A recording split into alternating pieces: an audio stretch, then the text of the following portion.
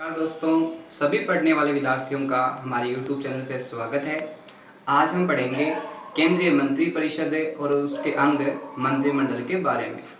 जो मंत्रिपरिषद का जो वर्णन है वो संविधान के अनुच्छेद 74 के अंतर्गत वर्णन किया गया है इसका।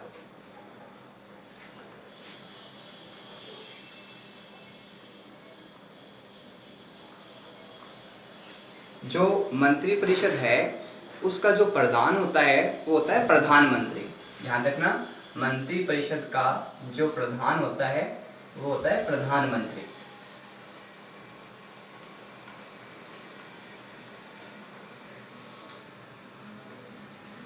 जो मंत्रिपरिषद है और जो प्रधानमंत्री है ये राष्ट्रपति के कार्यों में उसकी सहायता करते हैं, उसको सलाह देते हैं। तो जो कार्यपालिका है हमारे दो प्रकार की होती है। भारत में जो व्यवस्था है वो संसदात्मक व्यवस्था अपनाई गई है। कई बार क्वेश्चन आता है कि भारत में कौन सी व्यवस्था अपनाई गई है, तो ध्यान रखना कि भारत में संसदात्मक व्यवस्था अपनाई गई है। और संसदात्मक व्यवस्था के अंतर्गत कार्यपालिका को दो स्तर बताए गए हैं, एक तो वास्तविक और एक नाम मात्र। ध्यान रखना कि जो कार्यपालिका है उसके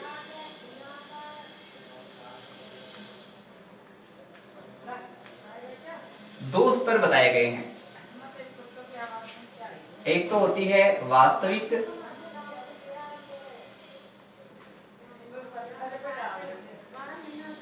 एक होती है नाम मात्र।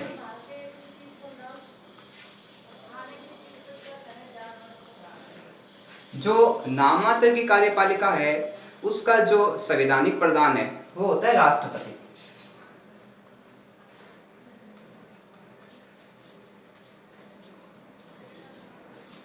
और कार्यपालिका का जो वास्तविक प्रधान होता है वो होता है प्रधानमंत्री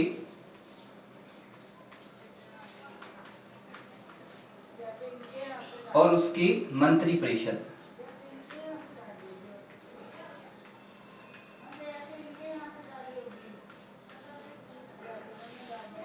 जो प्रधानमंत्री और मंत्रिपरिषद है ये राष्ट्रपति के प्रत्येक कार्य में उसकी सहायता और मदद करते हैं। नाम तो सारे क्या है कि जो कार्य किए जाते हैं वो राष्ट्रपति के नाम पे किए जाते हैं, लेकिन जो उनको वास्तविक रूप से करता है वो कौन होता है? मंत्रिपरिषद और उसका प्रधानमंत्री। तो आज हमें मंत्रिपरिषद के आगे के बारे में चर्चा करेंगे। मंत्रिपरिषद है, इसमें 3 प्रकार के मंत्री होते हैं।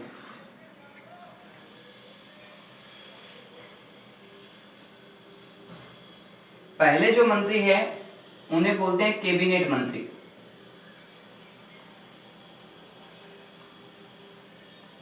दूसरे जो मंत्री होते हैं उन्हें बोलते हैं राज्य मंत्री। और तीसरे जो मंत्री है उन्हें बोलते हैं उप मंत्री। इस प्रकार मंत्रिपरिषद के प्रमुख रूप से 3 प्रकार के मंत्री आते हैं। पहले कैबिनेट मंत्री, दूसरे राज्य मंत्री और तीसरा है उप मंत्री। अब जो कैबिनेट मंत्री है उनको जो मंत्री होते हैं उन्हें वरिष्ठ मंत्री भी कहा जाता है। कैबिनेट के जो मंत्री होते हैं उन्हें वरिष्ठ मंत्री भी कहा जाता है। और कैबिनेट का जो दूसरा नाम है वो है मंत्रिमंडल। कैबिनेट का जो दूसरा नाम है वो है मंत्रिमंडल। अब कैबिनेट के द्वारा ही शासन की नीति निर्धारित की जाती है। ध्यान रखना कि कैबिनेट के द्वारा ही शासन की नीति निर्धारित होती है।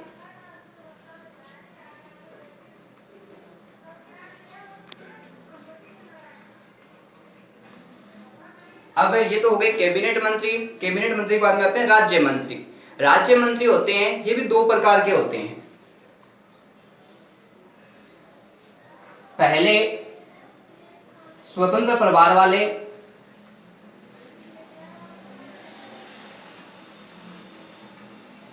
और दूसरे होते हैं कैबिनेट मंत्रियों के सहायक।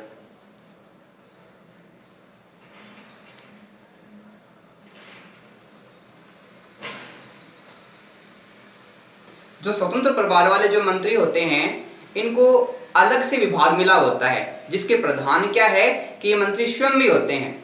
और दूसरे वो हो गए कैबिनेट सहायक, यानी जो अपने वरिष्ठ मंत्री है कैबिनेट के, जो मंत्रिमंडल के अंतर्गत आते हैं, उनकी सहायता के लिए कार्य करते हैं। तो इस प्रकार जो राज्य मंत्री है उनके दो प्रकार है, पहला स्वतंत्र प्रभार और दूसरा है कैबिनेट सहायक।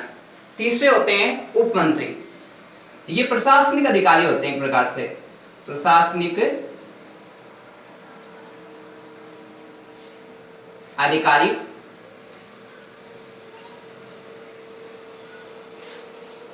जो उप मंत्रियों का जो काम होता है वो कैबिनेट मंत्री है और राज्य मंत्री है, इन दोनों के कार्यों में सहायता करने होता है। तो एक प्रकार से कह सकते हैं कि ये जो पहले स्तर के मंत्री और दूसरे स्तर के जो मंत्री है उनकी जो सहायता करता है कार्यों में, तो कौन करते हैं, उप मंत्री वो करते हैं।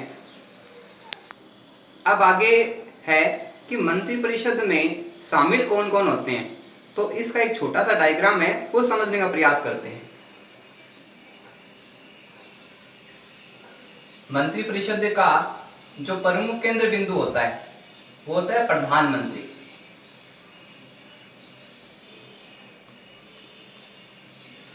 प्रधानमंत्री के बाद में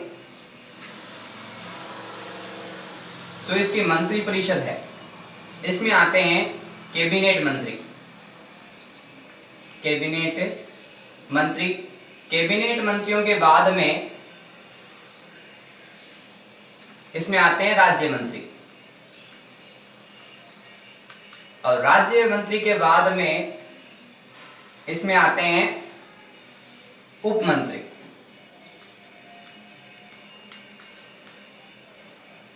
मतलब है जो प्रधानमंत्री, कैबिनेट मंत्री, राज्य मंत्री और उप मंत्री, इनका जो संयुक्त नाम है वो ही क्या है, मंत्री परिषद है। ये चारों एक संगठन के रूप में कार्य करते हैं। अब क्या है, प्रधानमंत्री का केंद्र बिंदु होता है जो सारे मंत्रियों की देखरेख करता है, उनका नेतृत्व प्रदान करता है, उनके आपस में जो मतभेद होते हैं उनको समाधान करता है या एकता स्थापित करता है। सारे काम किसके होते हैं, प्रधानमंत्री के होते हैं।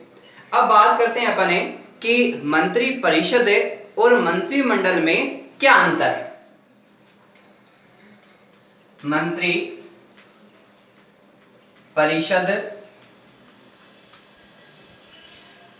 और मंत्रिमंडल में अंतर। कई बार क्या है कि बच्चों में कंसर्न हो जाती है कि मंत्रिमंडल क्या है और मंत्री परिषद क्या है, लेकिन दोनों में ज्यादा अंतर नहीं, सामान्य अंतर है कि जो मंत्री परिषद है वो क्या है कि एक बड़ा संगठन है।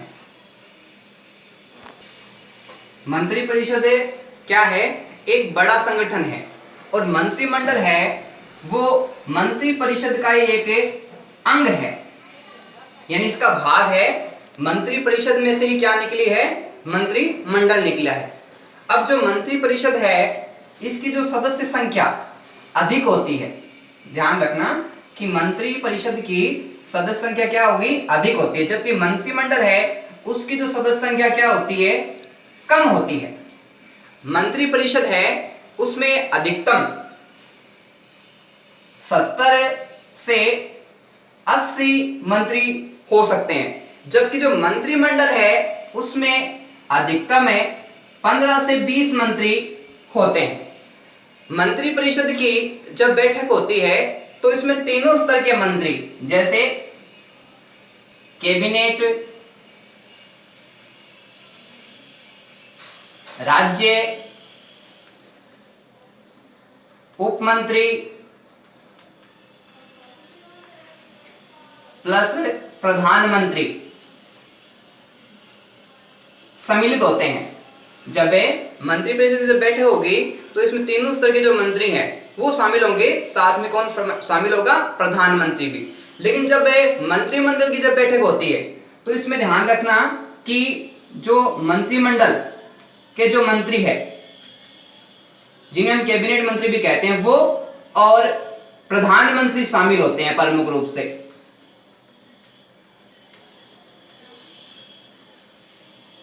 अब कई बार क्वेश्चन ये आता है कि इसमें राज्य मंत्री है या उप मंत्री वो शामिल होते हैं नहीं होते। आवश्यकता होने पे प्रधानमंत्री है वो राज्य मंत्रियों को बुला सकता है, नहीं बुलाता तब तक ये शामिल नहीं होंगे। अब बात आती है कि जो मंत्री परिषद है इसमें सदस्य संख्या का निर्धारण किस आधार पे किया जाता है। अब आती है इसमें आगे कि मंत्री परिषद की सदस्य संख्या कितनी होती है। सदस्य संख्या यानी कि मंत्री परिषद में कितने मंत्री अधिकतम हो सकते हैं, इसके बारे में पढ़ेंगे। अब इसका जो निर्धारण किया गया है वो किया गया है जो 91वां या 91वां जो संविधान संशोधन हुआ था,